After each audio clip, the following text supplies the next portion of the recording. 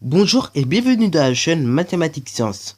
Aujourd'hui, je reprends et expliquer une nouvelle vidéo qui est une vidéo en physique-chimie sur le thème numéro 4 des signaux pour observer et pour communiquer, et plus précisément une vidéo sur comment transmettre un signal et plus précisément donc une information. Alors donc là justement l'information d'un signal est transmise depuis un émetteur, ok, jusqu'au récepteur selon le schéma suivant. Donc là à gauche du schéma par un petit cercle, nous avons donc l'émetteur que nous en a indiqué. Après donc par la flèche que tu peux voir en verte, ce sera donc le signal de transmission. Ok, donc si c'est un signal lumineux comme on peut le voir ou un signal sonore, etc., etc. Et après quand tu peux le voir par un petit cercle qui est donc de couleur bleue, on va mettre le récepteur. Ok. D'ailleurs, il y a deux transmissions possibles selon le type de signal. Il y a la transmission filière qui passe donc par un câble électrique, ok, ou par une fibre optique. Donc là, exemple, voici la chaîne de transmission d'une fibre optique.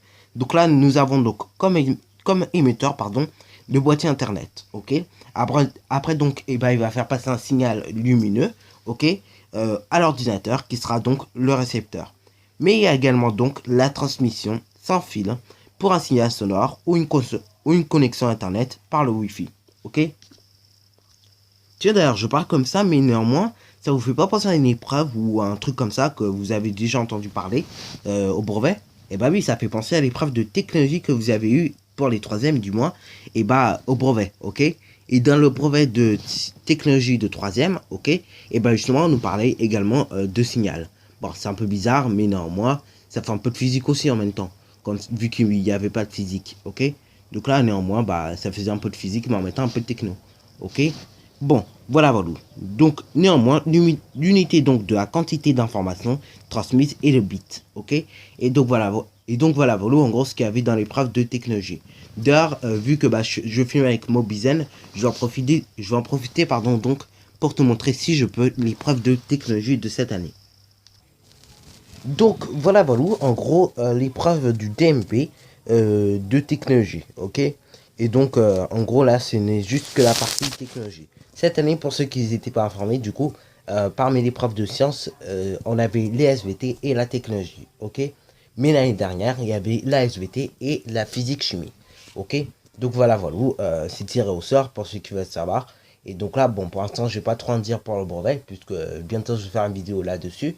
Mais normalement, voilà, pour les sciences en tout cas, il n'y a que 2 matières sur 3 qui sont choisies, ok. Et bien évidemment, les 2 matières qui sont choisies sont tirées au hasard, ok. Bon, voilà, voilà. Donc, il s'agit ici de l'épreuve de technologie, ok. Et donc, c'était sur l'échographie, ok. Donc, voilà, voilà. Ça nous parlait donc, justement, de signaux, ok. Donc là, si vous avez envie de lire le sujet, en gros, vous pouvez le lire. Ou sinon, si je vous trouvez que je vais trop vite, vous pouvez également taper dans Google DMB Technology Uscribe 2018, et après normalement vous allez tomber sur le site de Uscribe et après vous tapez lisez et normalement vous pouvez lire tranquillement votre DMB. Bon, par moment c'est vrai que ça a bugué un petit peu, mais bon, ça marche très bien, ok. Donc voilà, voilà, ici on nous montrait en gros le principe du fonctionnement d'un échographe portable, ok. Donc pour ceux qui sont intéressés, vous pouvez mettre la vidéo en pause et donc lire tranquillement ce petit document, ok. Voilà, Valou. Donc là, maintenant, je voudrais vous montrer quand même le petit graphique avec justement les unités dont je vous parlais tout à l'heure, avec le bit.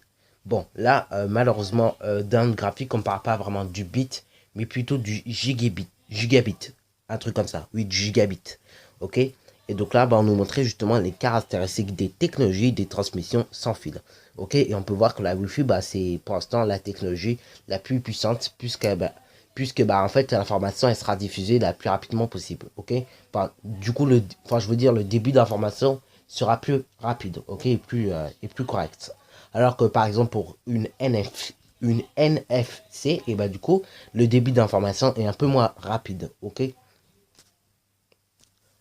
Bon, également, du coup, vu que je suis en train de vous montrer le sujet des technologies, autant vous le montrer en entier. Donc, du coup, on nous montrait également les caractéristiques des batteries, donc leur type, et également les critères, ok. Et bien évidemment, on nous montrait également dans la question les critères que voulait ce monsieur pour la batterie, ok. Bon, également, donc on avait un quatrième et je crois avant-dernier document sur justement comment on gérait la charge pardon, de la batterie. Ok, donc tout simplement de notre échographe. Donc voilà, on nous disait que si la charge est en cours, il fallait donc mettre tout simplement, c'était pardon l'état vrai ou faux. Ok, et après donc si la batterie était déchargée, on disait état vrai ou faux. Et également, si la batterie est chargée, on nous disait également état vrai ou faux. Ok, bon, voilà, et après donc forcément on nous parlait du LED et tout simplement d'algorithme. Ok, bon, voilà, donc on nous donnait également une annexe. Ok, et dans cette annexe là on pouvait compléter ce tableau. Ok, avec donc tout simplement le nom de la flèche. Ok, que l'on pouvait voir dans le document 1 et donc avec la nature de l'interaction, s'il s'agit d'un signal sonore, signal lumineux et courant électrique, onde de radio sans fil, consigne utilisateur. Et après on nous demandait également de compléter avec le type pardon, de flux. Ok, si c'est un flux d'énergie ou un flux d'information. Ok, donc ça m'a quand même un peu plus cet examen.